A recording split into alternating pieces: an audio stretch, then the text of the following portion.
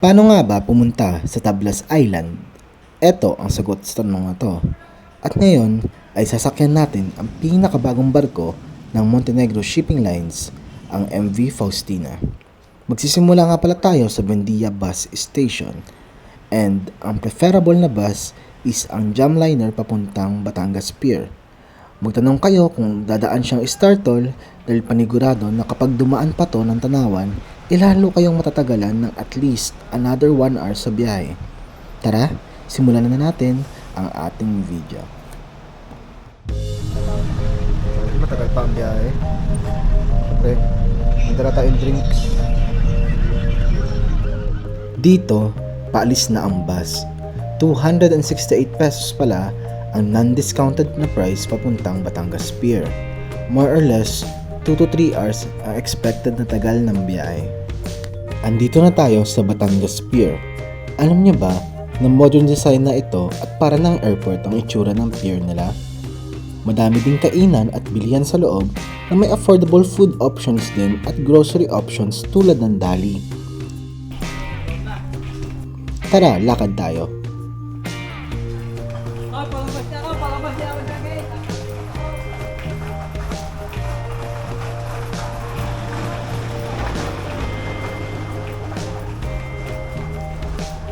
Kapansin-pansin ang kalinisan at mga signage na iwas kalat.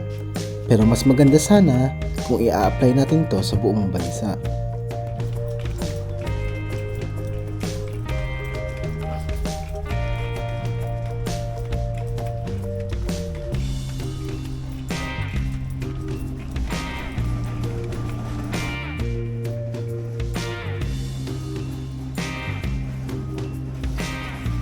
May mga disenyo din at artworks sa mga wall na nagpapakita na tayo'y tunay na Pilipino.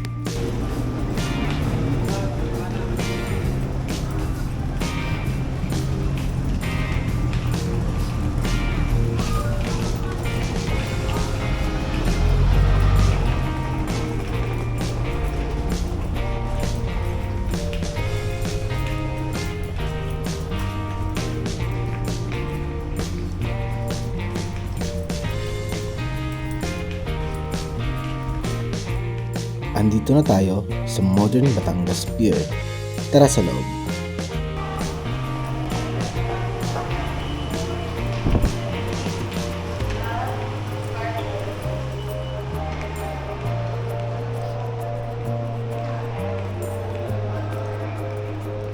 Siyempre, hindi mawawala ang simbolo ng Pasko.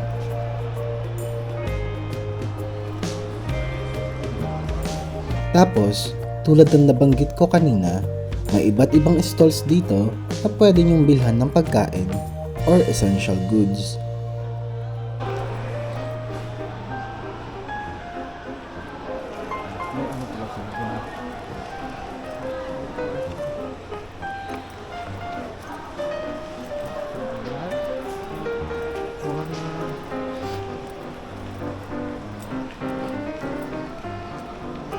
Bili muna tayo ng ticket papuntang Ojongan, tapos after nyo makabili, ay kukuha kayo ng terminal ticket. Kung Tablas Island ang pupuntahan nyo, make sure na barko pa Ojongan ang sasakyan nyo.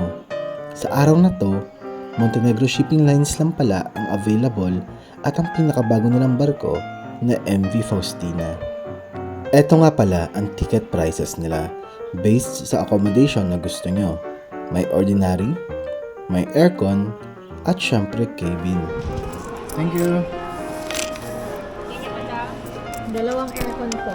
Pwedeng magkatabi sa baba. Aircon accommodation ang kinuha ko. At 5 PM ang alis ng barko. Kaya boarding niyan is around 4 PM. Since may oras pa, ikot pa tayo onte sa buong terminal.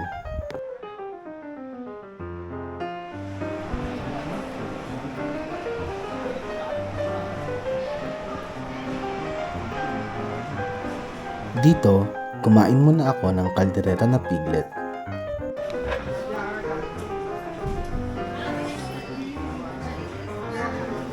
Eto naman ang food court nila.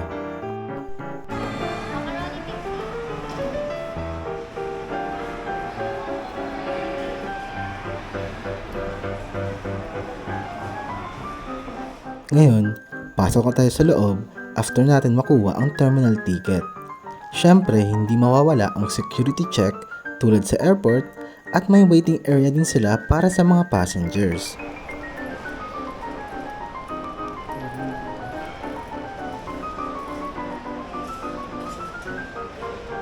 Kung napapansin nyo, may libre din silang charging stations para sa mga gadgets natin.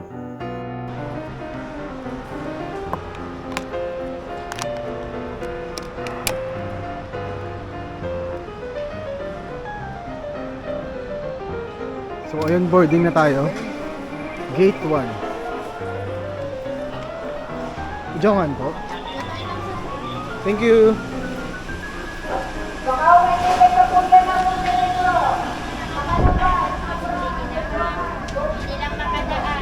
Ay pa yung pastina? Opo. Thank you. Ma'am, wait nyo na lang po. Separate po kayo. Yan naman po ang park nyo. Excuse me. Thank you. Kalapan po diyan. Kalapan. Habang naglalakad tayo, ipapakita ko pala sa inyo mamaya kung anong pwede nyo makita sa loob ng barko. Make sure pala na nakalabas na ang ticket nyo para less hassle at makaakyat kayo agad sa barko.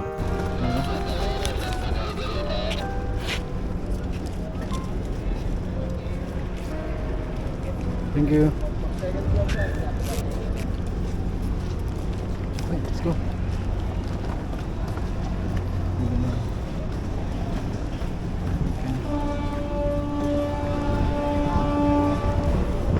Sa kain para sa truck. Ito sa kabila. Left side. Okay. It says 105A.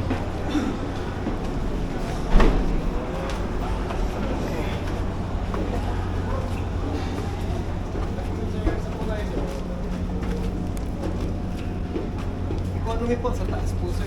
May po sir. AC po. Aircon po, diretso lang po sir. Diretso. Thank you.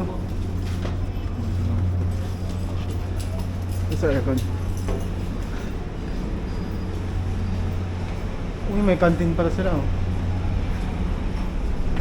105A. Left side. So, dito tayo. Ang number niya is 105B and 105A sa ilalim. Hindi makita kasi masyadong madilim. So, anong meron dito sa ilalim? Check sa amenities. So, single bed. Sakto lang isang tao. So, para siyang meron. Una na dito para sa ulo. Ayan. Meron din siyang cortina for privacy. Sige, labas natin ito. Buksan na natin. Ano? So, for privacy, ayan, may cortina siya. Diba? So, laki na pinagbago niya. Unlike before. And sakto na talaga isang tao, hindi pala dalawa. Ano amenities nila dito? Wala siyang unan pero may pillow na yung kasama sa bed. Incorporated na yung pillow. Oops. Ah, okay. So may life jacket dito in case nubog. Pero hindi naman siguro siya lulubog. So dalawa, dalawang life jacket. So ayun lang, may charging port na. Wala siyang charging port. Pero bagong bago yung kama. So ayun, so far in terms of space, very compact siya pero kasyang-kasya ka naman. Saka ayun, covered ng cortina lahat. Kung gusto mo talaga na wala makakita sa'yo, covered naman siya. And very comfortable. Yan. Talagang masarap pumiga. So mas okay siya compared sa ibang Montenegro. Lalo na't bago to. Ang ganda ng CR nila, no? So ayan. Para kang naka-capsule eh. Para kang nasa capsule. Kaso this time nasa dagat ka talaga. Yung dinner natin. Ito yung rice. Siyempre binakon ko yan eh. Okay ba to? Ano naman amoy? So yan yung rice natin. Tapos ang ulam natin okay mandiri sa akin guys ha. Ginagawa ko to. Ano ko 7-Eleven. Ang ulam natin. Chips.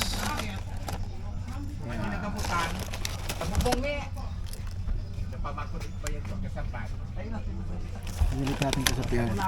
Sa port kanina. Chicken chops. Siya makita. Wait lang, ilawan natin. Yan. Yan natin. Chips with chicken chops. Explore naman tayo sa buong barko. Sa buong boat habang hindi pa umaandar. Let's go. Subukan natin mamaya kung mahulog. So may elevator din sila. Ano? Pero hanggang first floor lang. Tapos second floor. So may 7-Eleven pala sila dito. Ayun o. Saan ito?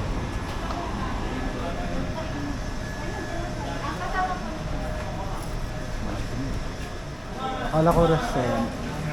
So 7-Eleven pala yun.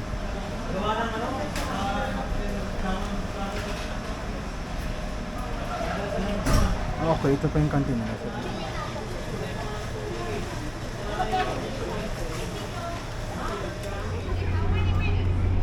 Ito pala may CR.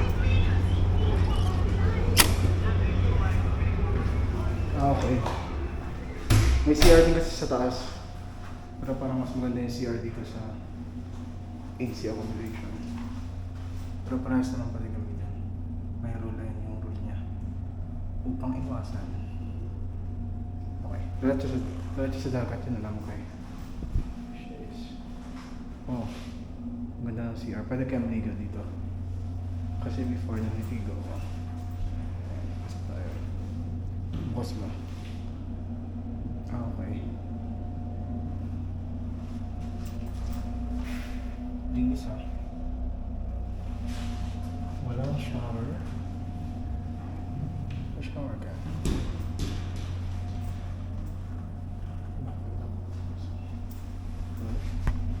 May soup din, tapos for water. Oops. May tubig din. So anyways.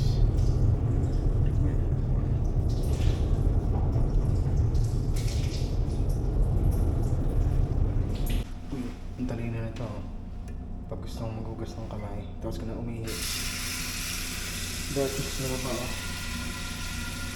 Galing. Ang ingenious nito. So, paalis na siya.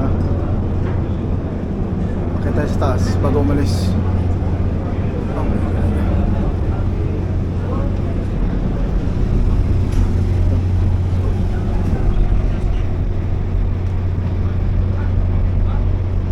Start na yung makakita niya.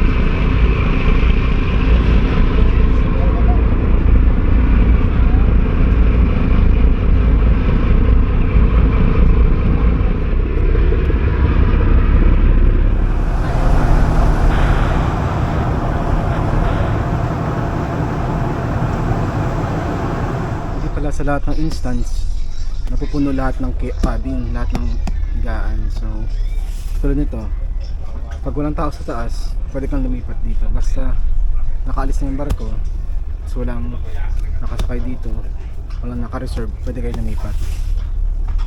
So yun, kahit galing kayong ordinary, minsan ginagawa ng iba yun, kahit ordinary sila pwede silang umakyat dito sila mag-stay sa aircon. Lalo kapag katulad yan, ang daming space na hindi occupied. So hindi lang siya seasonal ngayon, hindi siya season na may mga umuwi ngayon. Kaya medyo maluwag talaga yung barko. So 5 PM, more than 5 PM, mga 5:30 na, umalis na ang Faustina. Ang daming bakante oh. So kapag may bakante, either pwede magpa-upgrade, or kapag tumagal na yung biyahe, yung ginagawa ng iba, pwede na sila dito. Lalo't wala namang tao dito. So wala namang mali doon. I think tama naman yan. So depende na lang talaga sa diskarte ng iba. So pasok tayo sa accommodation natin. So wala akong katabi dito. Wala tayong kaagaw. Pwede ako lumipat sa taas mamaya. Pero mas gusto ko sa baba kasi more privacy, may cortina. So padaong na tayo. Umuulan kasi kaya nahihirapan ako eh. Check natin. Binababa na oh.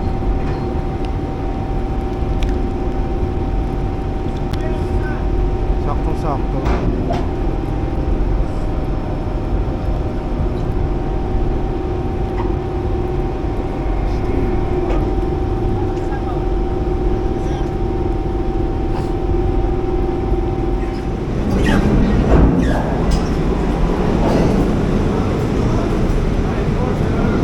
Ayan na, andito na tayo sa Ojongan sa Tablas Island.